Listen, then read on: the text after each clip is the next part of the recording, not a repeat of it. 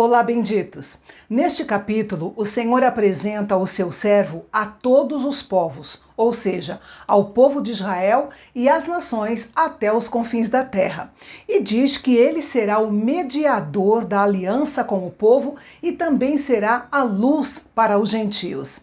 É provável que os contemporâneos de Isaías pensassem que esse servo seriam eles mesmos, o povo de Israel, a quem Deus se referia como sendo uma só pessoa.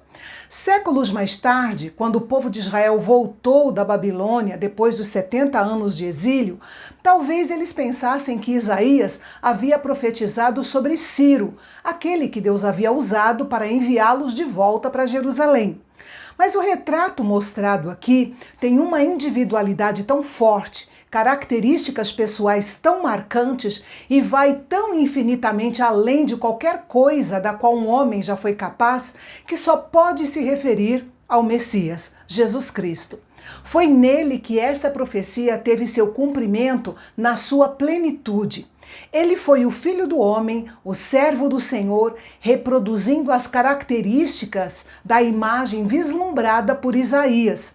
Mateus reconheceu essa semelhança citando Isaías, capítulo 42, de 1 a 5, dizendo claramente que era uma profecia cumprida em Jesus.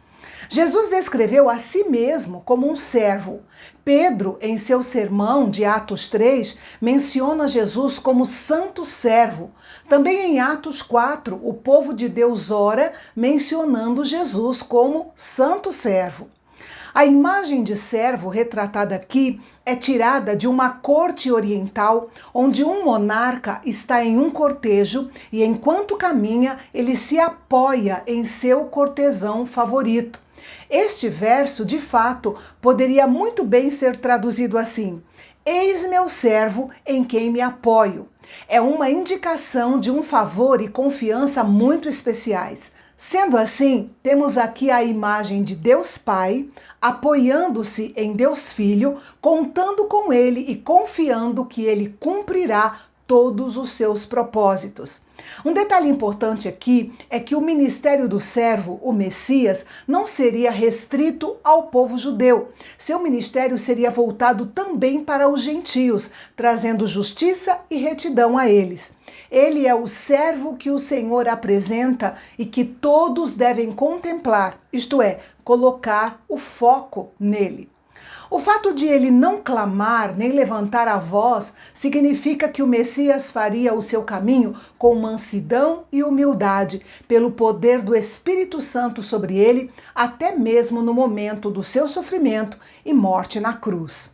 A cana quebrada e o pavio fumegante também se referem ao caráter gentil de Jesus. Muitas vezes parece que ele lida duramente com nossas fraquezas, as nossas falhas, mas não. Ele lida conosco gentilmente, ternamente, ajudando-nos até que a cana quebrada esteja forte e o pavio fumegante esteja novamente em chamas. É verdade que às vezes ficamos envergonhados do quanto nossa luz está fraca. Há muito mais fumaça do que fogo, tão pouca oração, tão pouco testemunho real, tanta depressão e desânimo. Mas o Senhor diz que ele não apagará o pavio que fumega. O servo é competente tanto para curar quanto para suprir as nossas necessidades mais profundas. O servo é gentil, porém não é fraco. Ele trará a justiça pela verdade e sua obra se estenderá a toda a terra e todos os povos, mesmo aqueles que estão nos confins da terra, o servirão. A promessa do servo e seu ministério são tão maravilhosos que aquele que faz a promessa, Deus, o Senhor, declara as suas credenciais. Ele, que fez coisas tão grandes na sua criação, pode muito bem cumprir suas promessas sobre o seu servo, o Messias. E porque ele é justo e não podia salvar sem um mediador e uma expiação, ele enviou o seu servo justo para realizar o seu propósito. Ele veio para estabelecer a justiça na terra e confirmar o governo justo de Deus. O servo do Senhor faria obras milagrosas de restauração e cura, tanto física quanto espiritualmente, além de trazer visão e liberdade para muitos. Todas essas e outras promessas gloriosas se cumpriram no ministério do Senhor Jesus. E por extensão, essas promessas também nos pertencem. A palavra profética de Deus cumprida nos mostra a confiança que podemos ter em sua palavra. Ninguém mais pode cumprir essas promessas a não ser aquele que diz: eu sou o Senhor. Ele deixa claro que não compartilhará sua glória com ninguém mais, mas é importante lembrar que ele compartilha sua glória com seu filho, o servo mencionado neste capítulo.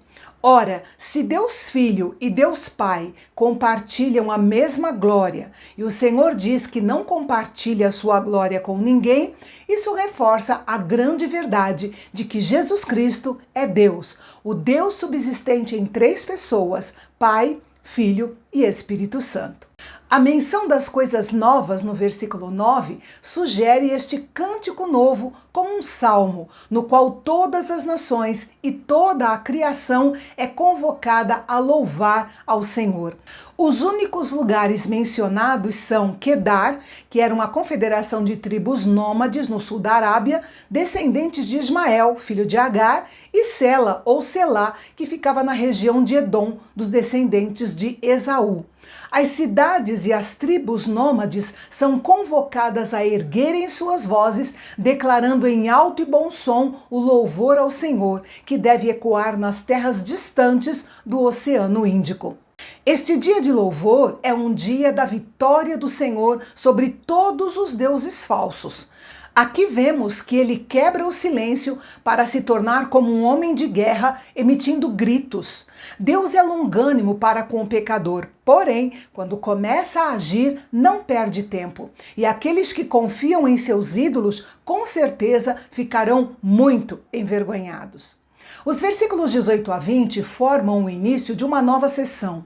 O profeta Isaías percebe que tudo que foi falado ao povo não trouxe a convicção que deveria. Eles ainda estavam espiritualmente cegos e surdos. O povo, a quem Deus também chama de servo e mensageiro, deveria reproduzir o padrão do servo apresentado no versículo 1. Mas, infelizmente, o próprio servo Jesus testificou que eles eram cegos. E assim eles permanecerão cegos e surdos enquanto não admitirem a sua necessidade.